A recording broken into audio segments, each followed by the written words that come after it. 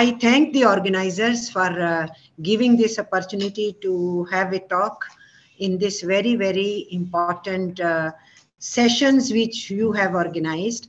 I went through the whole syllabus for all the days when you are going to conduct this program, and very important issue in present day time, how in the informal economy you can look at the question of cooperatives and the experiments done in state of Kerala, learning from their lessons, the various programs and actions, and then if the applicability of that kind of situation could be in the workers, especially informal economy workers of various kinds. So it's a very good exercise which you have taken. It will go a long way.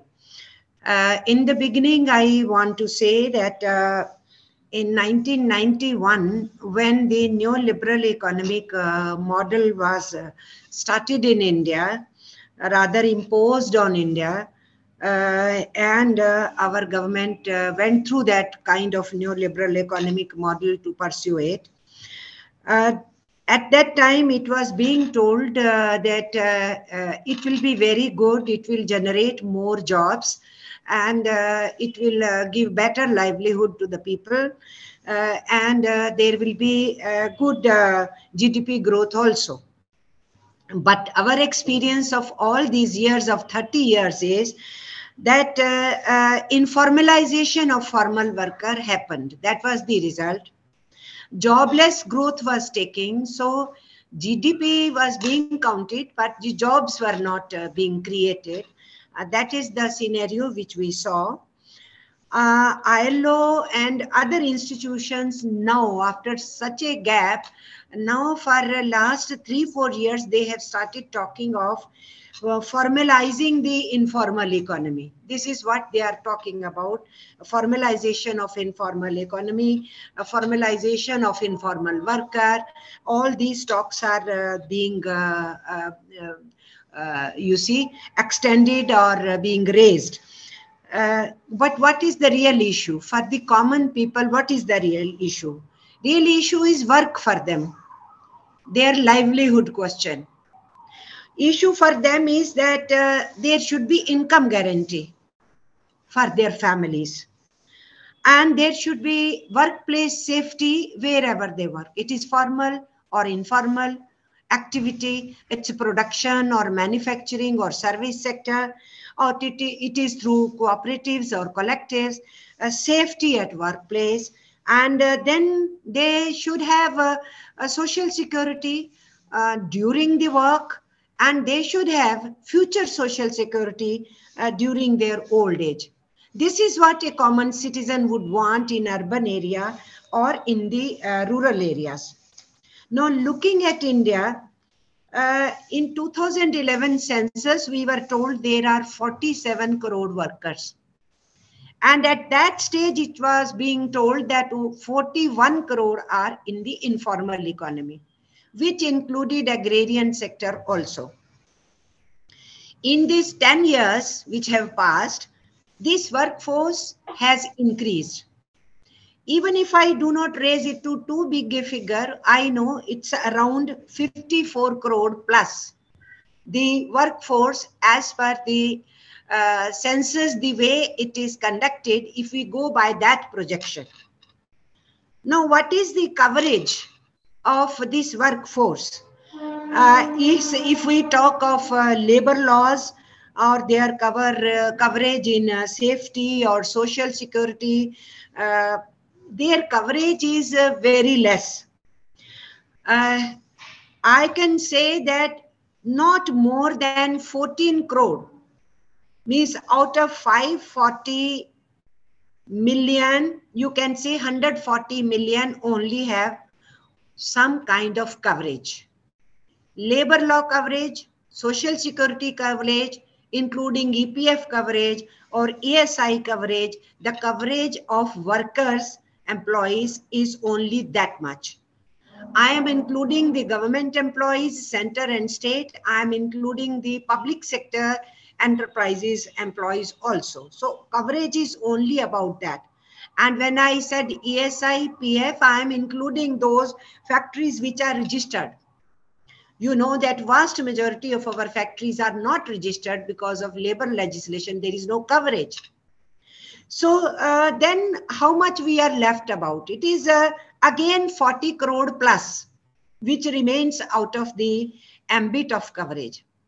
But that 14 crore which I am saying are covered in the government sector and in the PSUs, lots of work has been outsourced. There is a casualization happening, contractorization happening, casual work, daily work, all that scenario has grown up in the public sector and in the government departments. With the result, those who are not regular employees, all those workers again are out of the ambit of coverage in the labor legislations or in social security. They are devoid of equal pay for equal work. Their coverage is too poor if there is any little bit because of unions trying to take care of their contract workers, but vast majority is out of the coverage. And this contractorization, outsourcing, casualization, daily work, this is increasing even in the formal sector, as I'm saying, government or the public sector enterprises. So the number is not actually 40 crore, it is much more. Those who are devoid of any kind of legislation coverage or social security coverage or safety coverage, etc. Now, I am not dealing with the labor law reforms and labor codes because I checked that there is going to be a separate session on that. But I can only comment that labor codes, the labor law changes, the way they are being brought, they will further make the condition of this informal economy worker more precarious.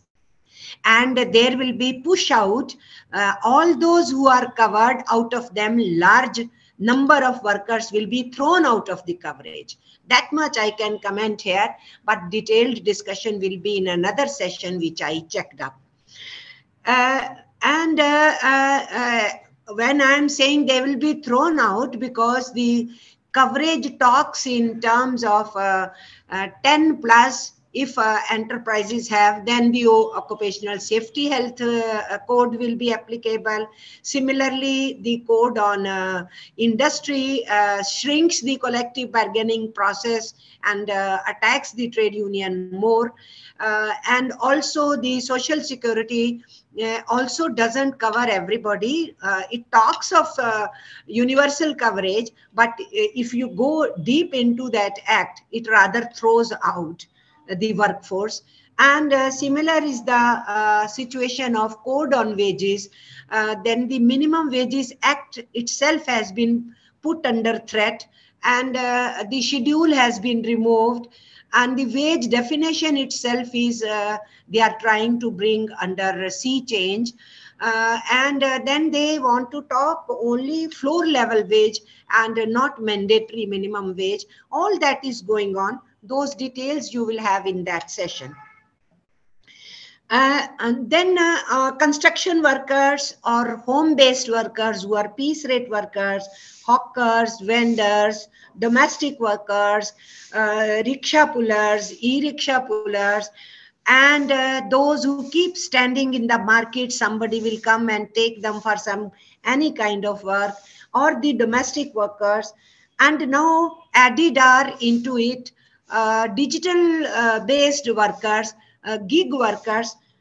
New kinds of workforces are being created in the country with the change of the technology and then online job situation happening. Also work from home. Home-based sector is one, domestic sector is another. Then work from home, where even middle-class boys and girls are also into it. Even the big corporates are using that strategy. All these people are out of the purview of coverage of labor legislations. How they will have safety, how they will guarantee their working hours are not more than what should be. And we find that ultimately this workforce is working much more, as many hours are put into the work for their production activities or the service providing activities, all that we are seeing. And we have seen that when the rural employment guarantee scheme was being brought about, at that stage we had talked from the trade unions that you must have urban employment guarantee also, because rural economy going in the bad shape, the people are rushing towards town areas, and their conditions are very, very precarious in living in the town areas. And so we always wanted some kind of urban employment issue. In an agrarian sector, this cooperative formation, some experiments have been done in different parts of the country, but especially the main experience is with the Kerala state. And you have chosen to have this exercise in the background of Kerala experience. This is something very good. So the number is swelling. Informal economy number is swelling. That's why this particular activity which is being taken up by the organizers becomes very, very important, because the people are really wanting to have some kind of a livelihood and secured livelihood where they can be supportive to each other, where they could be looking themselves as a collective with somebody. So from that point of view, it is important. It's not that it is during COVID this situation has started happening. Let me be very clear. Pre-COVID also, the situation was becoming very bad. It started worsening from demonetization itself. Even before demonetization, in 2015, I remember a question was raised by one member parliament, and a written answer was received from the minister Jitendra Singh, and he himself accepted in comparison to the jobs given, employment given by the government, to more than 1,50,000 in 2014. In 2015, that number reduced to only 15,000. So it was already happening that the jobs, which sanctioned jobs also, were not being given. And you all are very well aware, for last 5 years, 6 years, 7 years, or even 10 years, young boys and girls who competed in various exams have gone through the testing, through the interviews, the names have come, they are supposed to get letters for appointment, and year after year, the time is passing and they are not getting. And various parts of India, you find those kinds of agitations happening. You are aware, participants sitting over here. That's why I'm mentioning that. So it's not that suddenly because of COVID this situation has come, because the government at the center tries to claim that way. It is not true. We remember in 2019 during election, this issue came up that in 45 years, it is the worst situation. Unemployment rate has risen to 7.1%. At that stage, the ruling regime in center had refused and said that this is a lie. But as soon as they sat on the seat, once again winning the election, they had to release the very same report. And that very same report accepted the reality that unemployment rate has risen highest 7.1% in 45 years. But now what is the situation? The situation is that government itself accepts that it is more than 8%, 8.1%, somebody is saying 8.3%, but the government has accepted it is more than 8%, that unemployment rate, and it is very, very high if we look at the Indian condition. Who are these? Even those who wanted to be in some secured job, and even those who are searching for some kind of livelihood. So all the people are there. And it is so frightening that out of the total unemployment figure which government has given, 15 to 24 years age group, 54% youngsters of that age group are in that list of unemployed. So our youth is unemployed, who was given a great promise that 2 crore job generation will happen per year. But situation is just opposite to what the promise was made. Then we have seen our medium, small and micro enterprises. They have been hard hit. In 2016, when demonetization happened, this sector was very badly affected. And the workforce in this sector is vast majority informal economy worker. Very little is in the formal economy, those who are registered units with ESI and EPF. All the rest you see is informal economy workers in MSMEs, or those who are contracted through contractor in these MSMEs, or those who find a little bit job on the daily basis or on the contract basis. They were hard hit. So the job situation had worsened during that period. Then came GST. And in the GST regime, this situation further worsened. This situation was already pretty bad, and then COVID happened. And all of us know that CMIE, which gives figures, it is always their data collation is from a little higher groups, not from the very, very poor sections. I'm not accusing them. I'm just mentioning that if we look at their data, it is more on the little bit of the better off among the poor. Even they accepted that 230 million, that means 23 crore people suddenly were out of job situations and out of livelihood and job situation. And we know that it was more than 40 crore who were out of any kind of livelihood, job related or they are self-employed. Everything was suddenly closed, lockdown not properly planned, and sudden lockdown and mismanagement of lockdown. All those are details which have been talked much in India now, and we stand by all those debates.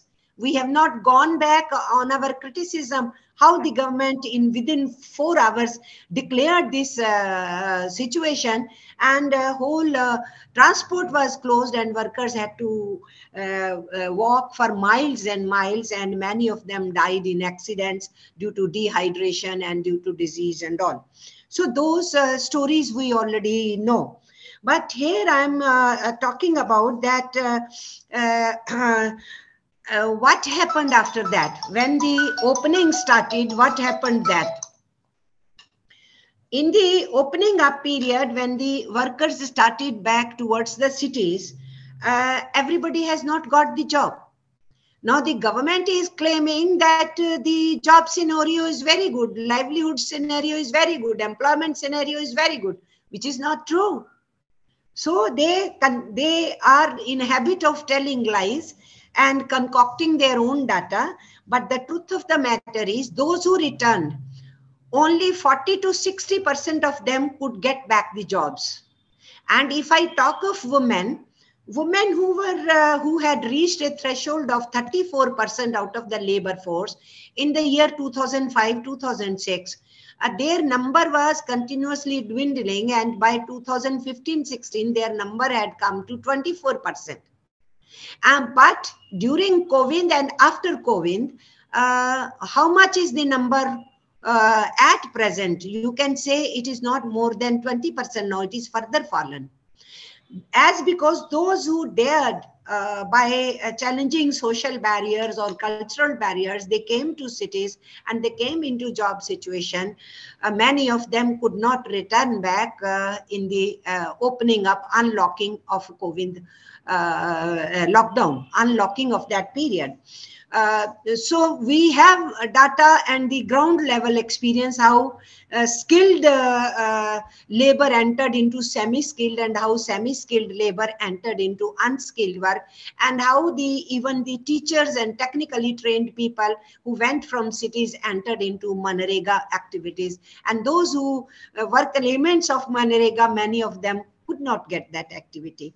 All that is ground reality. Another ground reality is the Manufacturers Association had come out with figures. They did their own study. They had done that study post demonetization also, and they themselves had accepted how much badly they are impacted. In this COVID period, they again did their study, and what their grassroots level study showed it to them. They claimed that almost 33% of MSMEs are fully dead. They will never be revived. Another 33% or 34% started reviving, but could not reach the profit levels of pre-COVID period. And another left out 33% of the MSME units could not start the way they wanted to, because the government talked of giving more loans, but did not talk of waiving our loan, or at least waiving the interest rate. So the government has not come out to help MSME. Government came out to help the corporate, monopoly corporates. All the concessions during COVID period through the packages went to the corporates, be it a reduction of their taxes, or removal of wealth tax, or various kinds of other concessions, including the waiver on environment and pollution questions.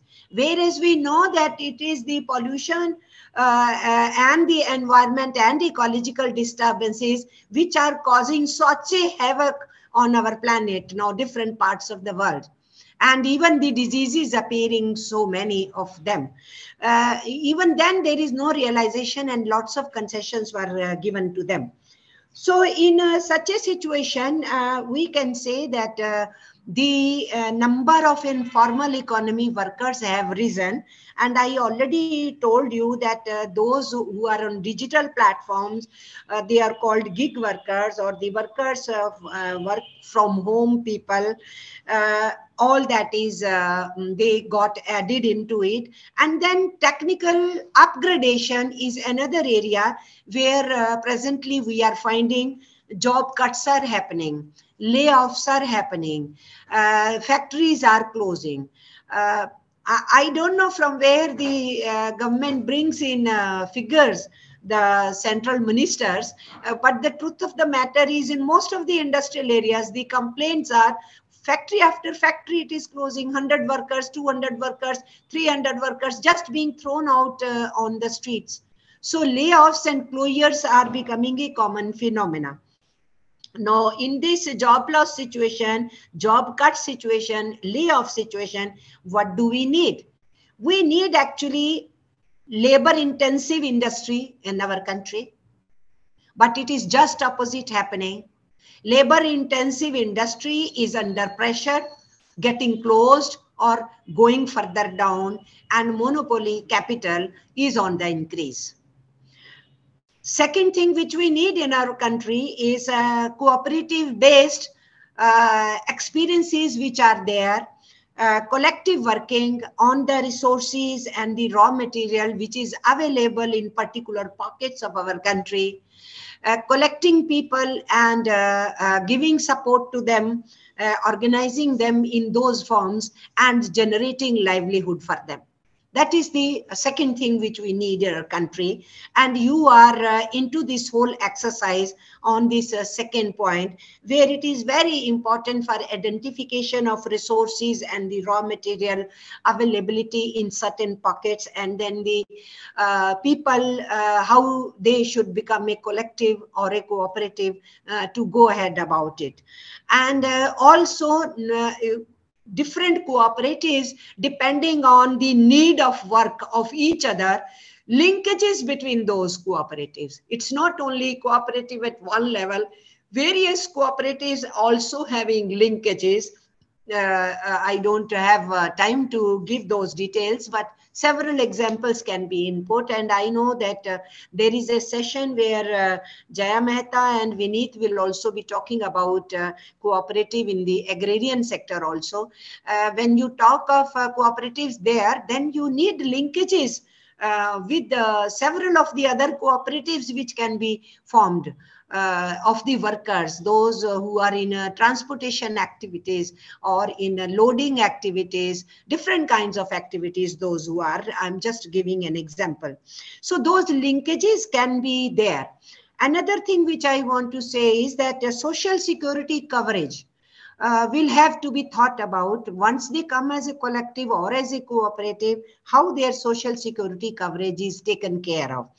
This is necessary for the labor intensive industry also, self-employed people also, collectives also, and cooperatives also. It will be needed. So that should be part and parcel of when we take up this exercise. And then how do we go about their immediate needs of social security as well as future social security at the old age time. The workplace occupational safety health is another area which should be interwoven into this kind of exercise when we do it.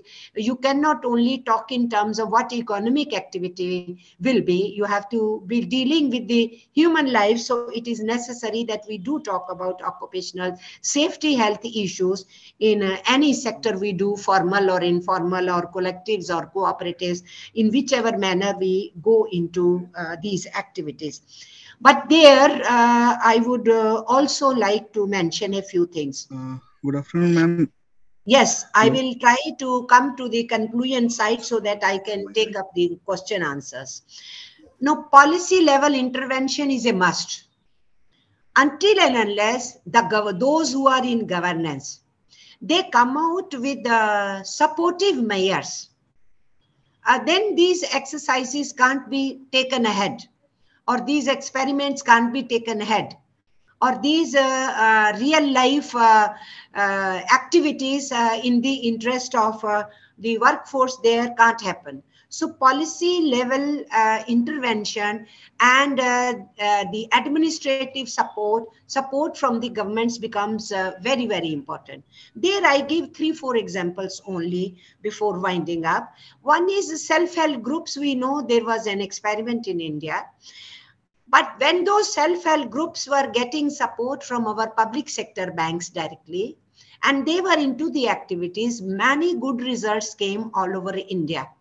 Empowerment of those women coming out of poverty, help to the family, managing themselves, then demanding for markets for whatever produce they do it. So they were saying, but when the state withdrew and they put into microfinance, private companies into it, our self-help group women who became into the traps of microfinance companies, so many suicide cases could be seen, and it was ruination of them instead of their empowerment.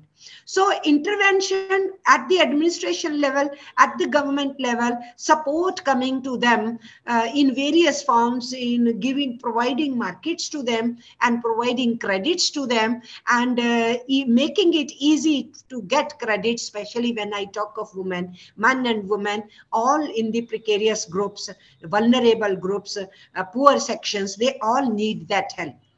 But in a situation when we are talking of this help will be required, the public sector banks are supposed to be privatized. Their merger happened where the common man is already suffering out of those mergers. Even highly qualified citizens are finding it difficult in coping up with that kind of merger, and our staff in the banks itself is finding it great difficulty. But now the privatization in this parliament session also, 2 banks, they are saying they are going to privatize those banks. If the banks go in private sector, then where is the government support coming for these kinds of activities where the government support will be necessary? The policy level intervention will be necessary. Administrative support will also be necessary. People will be getting together and doing their work, but that support is needed. Similarly, I think that when they make a collective on the environment issues and other things, again, the government support will be needed in various forms. In their places of work, the facilities they need, the civic facilities they need, the basic things which they need at workplaces or their living places, so their health remains okay. So that intervention has to come from government. Private health system is not going to give help to them. That can come only from the public health system. That issue has to be addressed. Not only occupational safety health at the place, but also health needs of theirs in general also. And as I said, they will be needing credits. If we make some group collectives, cooperatives, from where those credits will come, how it will be viable. And that's where I'm saying public sector banks and public sector insurance companies, they need to remain in public sector, because till date, it is the public sector insurance and banks which always came forward in raising the upliftment of all our poor, needy sections, vulnerable section, informal economy workers, or animal husbandry, or our poor farmers who did the white revolution or green revolution, or even help to MSMEs, growing of MSME, which provides lot number of jobs to informal economy workers. In such a situation, it is very important when we are discussing all this issue, these components can't be missed out. If you go by our experience at the grassroots level, those experiments fail if there is no support of that kind. So this has to be interwoven into it. And your Kutumbushiri is an example before us. You will be having a separate session on that. I looked at the whole chart of all these days activities. You will have that experience, how a Kutumbushiri was supported by LDF government, and all out help is given for them to develop. And that is how that experiment could go ahead. So that learning is before us. And another learning is involvement of community becomes so important. Involvement of organized trade union movement is so important. Even during COVID period, the example of Kerala is they began community kitchens. There were no complaints, people remaining hungry. All over India, there was hue and cry about migrant workers not getting cooked food. And the telephones coming to the trade union offices, and we people rushing. Most of these were informal economy workers and those who were thrown out of the rented accommodations once their jobs were lost. And the promises made by the government were remained unfulfilled when the central government had said nobody will be retrenched, everybody will get unlocked wages, nobody will be thrown out of their rented premises. But no promise was fulfilled, and rather in Supreme Court, the government had taken back its own orders of Home Ministry and Labour Ministry, that we know it. But Kerala had an example of community kitchens, and such community kitchens were started in India by religious groups. And many of the Gurdwaras have come forward, many of the NGOs had come forward, many of the trade unions had come forward, and those kinds of community kitchens were started for them, and Kerala was the best example out of all that. So I think the condition of our labor, vast majority, 90% plus, is very, very precarious. They are in vulnerable situation. Our economy is in quite a bad shape, and with the national monetization pipeline, whatever public sector and the government sector we have, government wants to sell it. Its own, if government wants to sell its gold and silver, coming on the street selling at a cheap rate, and then claiming, oh, we have so much of wealth we have earned. It's not earning, they are selling. They are selling our hard-won assets in the country with the labor of our people, with the land provided by our farmers for various big projects which were taken up in the country in the service sector as well as in the mining areas, for the exploration, establishing of industries. Now, in this national monetization pipeline, throwing out the workers out of the safe and secured jobs will be more of a scenario, and which is being opposed by the trade union movement, and they are planning for 2 days strike also. So things have to go simultaneously, where you mobilize, agitate, oppose the policies and all simultaneously. Organizations to come forward to see to it how to give solace, and suggesting alternative methods, creating of alternative jobs, putting before the governments, this is how you can provide the livelihood to the people, and the people themselves are ready to come forward and have a collective, but guarantee of the government support is necessary. From that point of view, I think we are in a pretty bad situation. In India, about 40-50 years ago, the black money component was only 10%, which continuously, slowly and slowly increased. By the time 1991 came, it was round about 24-26%. But in this present regime, in the last 7 years, it has grown immensely. All of you know that they told demonetization will finish off black money economy in the country. But the truth of the matter is, the latest figure is that 60% of our economy is black money economy. This is how the situation is. So in such a scenario, when RBI is being fleeced by the government, and when the public sector and government sector is under attack, and the black money generation is much more in proportion to the white money spending which should be there. And it's not only Panama Papers or Paradise Papers, now Pandora papers have also come up into the field. So we do not know all that what is happening. And in such a scenario, dividing the people, polarizing the people, not letting them to be humans, respecting the faith of each other, culture of each other, eating habits of each other, dress habits of each other, instead of respecting that, accepting that diversity. Every day the things are getting perpetuated, and the working masses of our country, the government at the center, their vigilante groups whom they give shelter, they are trying to create a hatred politics continuously and spreading it.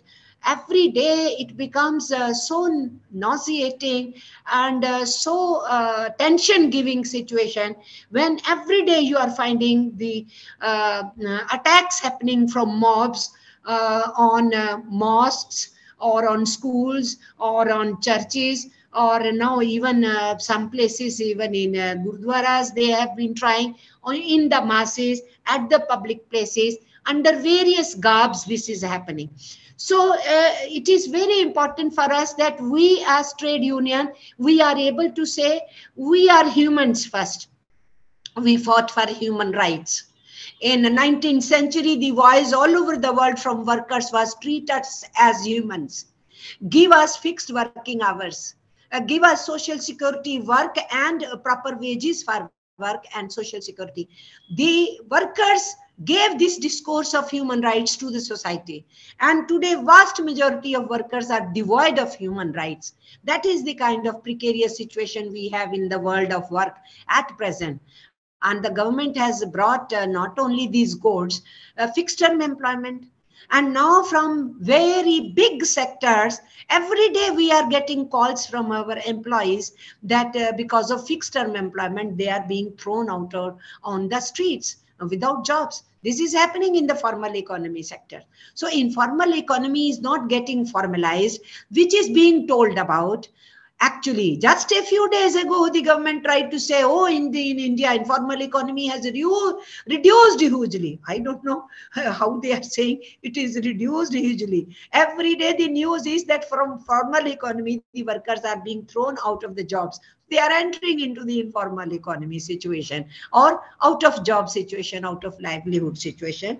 So in this background, I must congratulate the organizers for taking this serious exercise, and we the trade unions would definitely get involved into grassroots level such initiatives. As far as the AITUC is concerned, I must say that from my organization also, and with the experience of more than 100 years now of AITUC, and more than 150 years of Indian labor movement itself, I think we can take up the challenge which the government has thrown, the government sitting in Delhi in the center has thrown to the people. That challenge needs to be accepted, and that challenge both ways, challenging the government policies as well as developing our own initiatives also, and then demanding support to those initiatives which are coming forth.